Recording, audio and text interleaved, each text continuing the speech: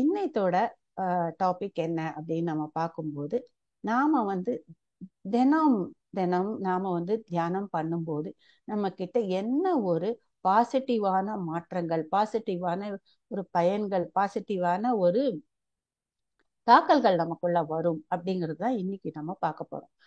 நாம இந்த தியானத்தை எப்படி நம்ம வாழ்க்கையில எடுத்துட்டு போறது அப்படிங்கறதான் இன்னைக்கு நம்ம பார்க்க போறோம்.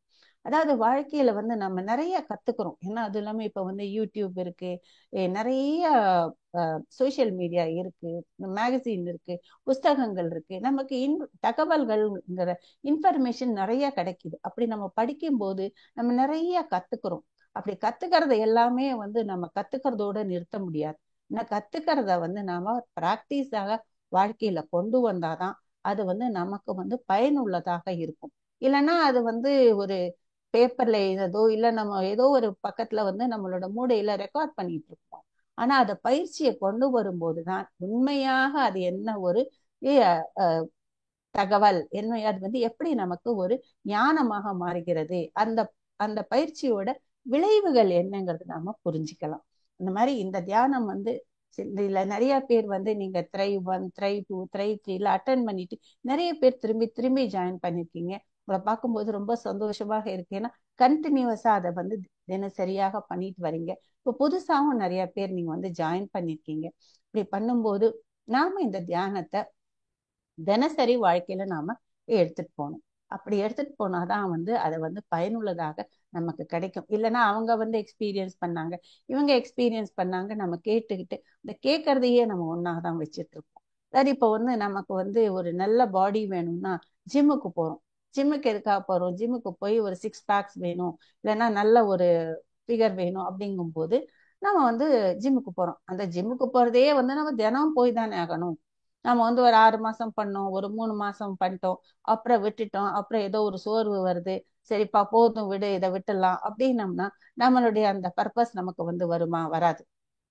ஜிம்முன்னு போனோம்னா என்னைக்கு ஜாயின் பண்ணோமோ அது 10 வருஷமோ 8 வருஷமோ பண்ணிக்கிட்டே இருந்தோம்னா தான் நாம அந்த அந்த எந்த ஒரு பாடி இருக்கோ அந்த 6 பேக்ஸோ ஹெல்த்தி பாடியோ நம்மளால மெயின்டைன் பண்ண முடியும். இப்ப நம்ம வந்து இந்த கிரிக்கெட் வீரர்கள் எல்லாம் பாக்குறோம். அவங்க வந்து கிரவுண்ட்ல விளையாடினா கூட அவங்க ஜிம்முக்கு போறது, அவங்களோட பர்சனல் எக்ஸசைஸ் எல்லாமே அவங்க தினம் பண்ணினாதான் அவங்க வந்து அந்த ஃபீல்ட்ல வந்து விளையாட முடியும். அந்த ஃபீல்ட்ல விளையாடணும்னா இது வந்து மிக ஒரு அத்தியாவசிய தேவை. அந்த மாதிரி வந்து ரெகுலர் ப்ராக்டிஸ் பண்ணணும். அதே மாதிரி இப்போ வந்து நிறைய பேர் வந்து இந்த டயட்டிங்க்கெல்லாம் போறாங்க. இந்த டயட்டிங் எல்லாம் போகும்போது நிறைய தடவை நம்ம பார்க்குறோம், இத்தனை கேஜி நான் வந்து குறைச்சிட்டேன் அப்படின்னு எல்லாம் சொல்றாங்க. அது என்ன ஆகுது, அங்க போகும்போது அவங்க என்ன டயட் கொடுக்குறாங்களோ, அதாவது பழம், அப்புறம் வெஜிடபிள், அப்புறம் சில இது சொல்றாங்க புரோட்டீன் பேஸ்டு ஃபுட்டு, இதெல்லாம் கரெக்டா அந்த கிராம் இத்தனை கிராம்னு போட்டு கொடுக்குறாங்க.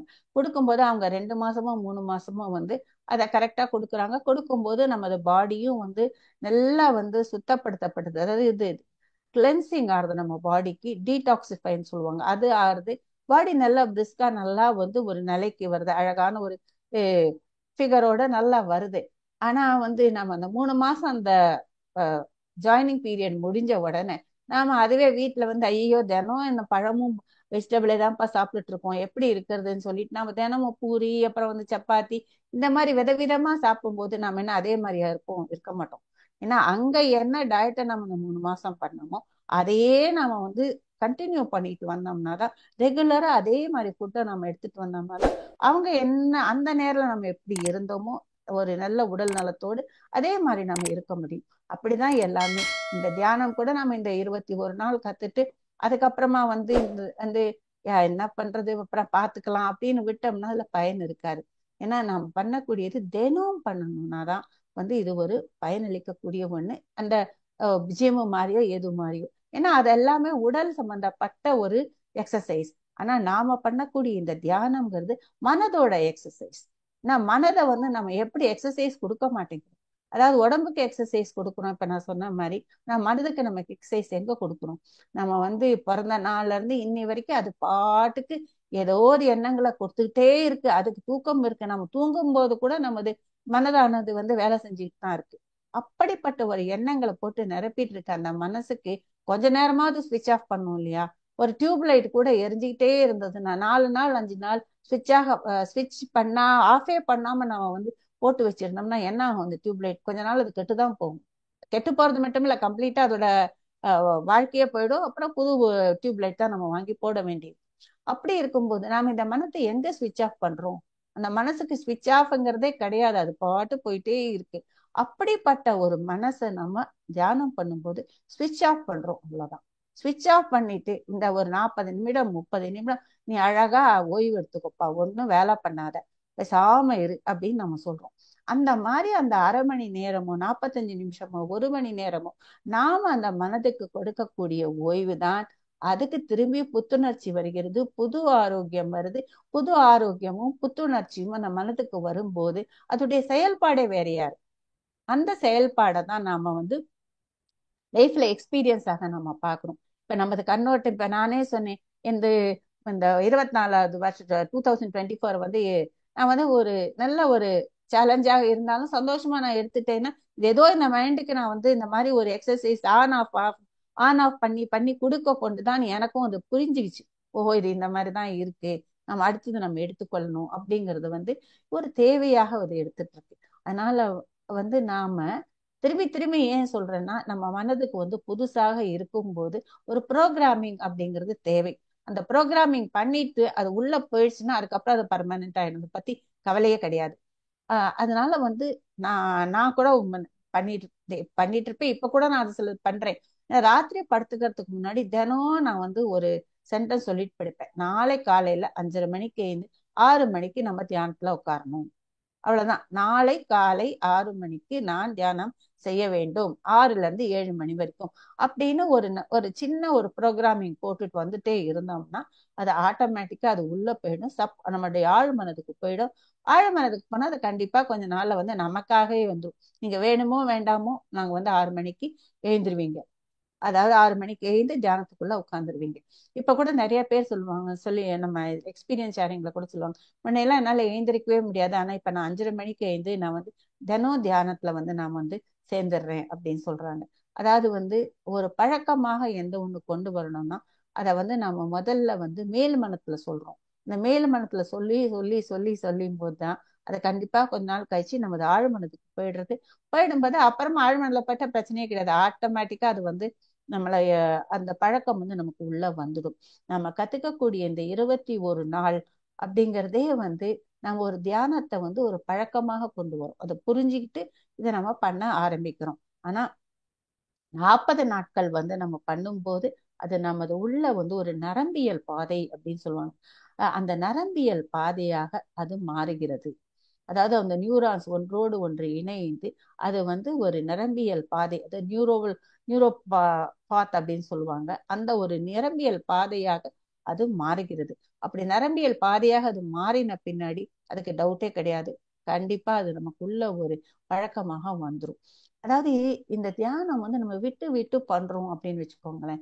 2 நாள் பண்றோம், திரும்பி ஒரு நாள் ஏதோ கேப் வந்துருது, வேலை வந்துருது, சரி போயிடுச்சு அப்படின்னு திரும்பி கண்டினியூ பண்றது. அந்த தியானத்துக்கு பேர் முயல் தியானம், அதாவது ராபிட் மெடிடேஷன் அப்படின்னு சொல்லுவாங்க. விட்டு விட்டு பண்ணக்கூடிய தியானம் முயல் தியானம். அந்த முயல் தியானமும் நம்ம பண்ணக்கூடாது. ஏன்னா வந்து இது எப்படி அப்படின்னு கேட்டோம்னா, நாம இந்த தியானம் பண்ணிட்டு இருக்கும்போது நமக்கு மனதுக்குள்ள பல வகையான மாறுதல்கள் வருது, அதாவது பாசிட்டிவ் சேஞ்சஸ் வருது. அந்த பாசிட்டிவ் சேஞ்சஸ் வந்துட்டே இருக்கும்போது திடீர்னு ஒரு பிரேக் கொடுக்குறோம், திடீர்னு ஒரு ஒரு 2 நாள் அதை நிறுத்திட்டோம்னா திரும்பி அது பின்னாடி போயிடும், எங்க இருந்து ஆரம்பிச்சது அங்கதான் போயிடும். திரும்பி நாம 2 நாள் கழிச்சு திரும்பி நாம ஆரம்பிக்கும் போது திரும்பி கொஞ்சம் ஆரம்பிக்கும், திரும்பி 4 நாளை விடுறோம், ஒரு வாரம் பாடுறோம், 10 நாள் விடுறோம், திரும்பி முதல் நிலைக்கு போயிடும். இது எப்படின்னு கேட்டோன்னா, ஒரு பெரிய ஒரு ரப்பர் பேண்ட் இருக்கு, நம்ம எல்லாருக்குமே இருக்கும். இந்த ரப்பர் பேண்டை நம்ம நல்லா இழுத்து பிடிச்சோம்னு, இப்படி நல்லா இழுத்து பிடிக்கும் போது இவ்வளவு பெருசா வரும், அதை விட்டீங்கன்னா திரும்பி சுருங்கி துணுண்டாயிடும். அதாவது அந்த ரப்பர் பேண்ட்க்கு ஒரு எலாஸ்டிசிட்டி இருக்கு, அதை பிடிச்சு இழுத்தா பெருசாகவும் ஆகும், அதை விட்டா திரும்பி சின்னதாகவும் ஆயிடும். அதே மாதிரிதான் நமது மனது. நம்ம இந்த தியானம் பண்ணும்போது அதுல பல வகையான மாற்றங்கள் வரும்போது அழகா அது வந்து விரிவடைஞ்சு நல்ல ஒரு எதை கொடுத்தாலும் பாசிட்டிவா ஏத்துக்கொள்ளக்கூடிய மனநிலை, அதே மாதிரி வெளியே கொடுக்கக்கூடிய மனநிலை ரெண்டுமே அதுக்குள்ள இருக்கு. ஆனா வந்து நாம அதை விட்டுட்டோம்னா எப்படி இந்த ரப்பர் பேண்ட் சுருங்கி போயிடுதோ அந்த மாதிரி போயிடும். வந்து தியானம் வந்து ரெகுலராக பண்ணணுங்கிறதுக்காக இந்த மாதிரி பல வகை சந்தர்ப்பங்கள் நமக்கு இருக்கு. அந்த சந்தர்ப்பங்களை எல்லாம் வந்து நீங்க வந்து கண்டிப்பாக எடுத்துக்கிட்டு இது தியானத்தை வந்து கண்டினியூ பண்ணும்போது அதனுடைய ஒரு பலன்களை வந்து பர்மனண்டாக ஆரம்பிக்க மாறும். அதாவது நமக்குள்ள ஒரு உருமாற்றம் அப்படின்னு வரணும். அந்த உருமாற்றம்னு வர்றது வந்து அவ்வளவு சீக்கிரமா வராது. ஏன்னா நம்ம மனது வந்துதான் நமக்கு வந்து ஒரு எஜமானனா இருக்கு. அதாவது மைண்ட் இஸ் மாஸ்டரா நமக்கு இருக்கு. நாமெல்லாம் அது கீழே தான் இருக்கும். அப்படி இருக்கும்போது மைண்ட் என்ன சொல்லுதோ அதுதான் நம்ம வந்து கேட்போம். இப்ப நாமளே வந்து இந்த மெடிடேஷன் பண்ணிட்டு இருக்கும்போது ஒரு நாள் சரி ரொம்ப டயர்டா இருக்கு பண்ணி பண்ணலன்னா என்ன விட்டுடேன் அப்படின்னு சொன்னாலும் சொல்லும். ஒரு நாள் இப்ப எதுக்கு எழுந்திருக்கணும் வேண்டாம் விடு அப்படின்னு சொல்லும். சில சமயம் வந்து அனலிட்டிக்கல் மைண்ட் அப்படின்னு சொல்லுவாங்க.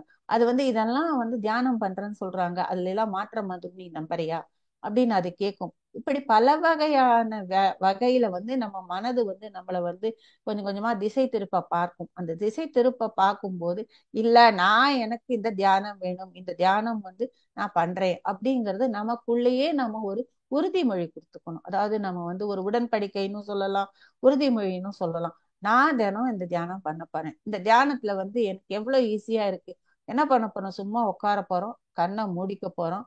கண்ணை மூடிக்கிட்டு நாம வந்து நம்மளோட சுவாசத்தை கவனிக்க போறோம், அவ்வளவுதானே. இல்ல என்ன பெரிய வேலையா இருக்கு அப்படின்னு நம்ம மனதை வந்து சில சமயம் நம்ம புரிய வைக்கும் போது மனமானது அதை ஏத்துக்குது. ஓஹோ இவ்வளவுதானா, சும்மா உட்காந்து நம்ம வந்து ஒரு உள் மூச்சையும் வெளிமூச்சையும் கவனிக்கணும், கண்ணை நாம க்ளோஸ் பண்ணிக்கணும், அவ்வளவுதான். ஓகே ரெடி நான் அப்படின்னு மைண்ட் அக்ரி பண்ணிச்சுன்னா அப்புறம் வந்து கொஞ்சம் நம்ம வந்து அதை சீராக பண்ணிக்கிட்டே போகும்.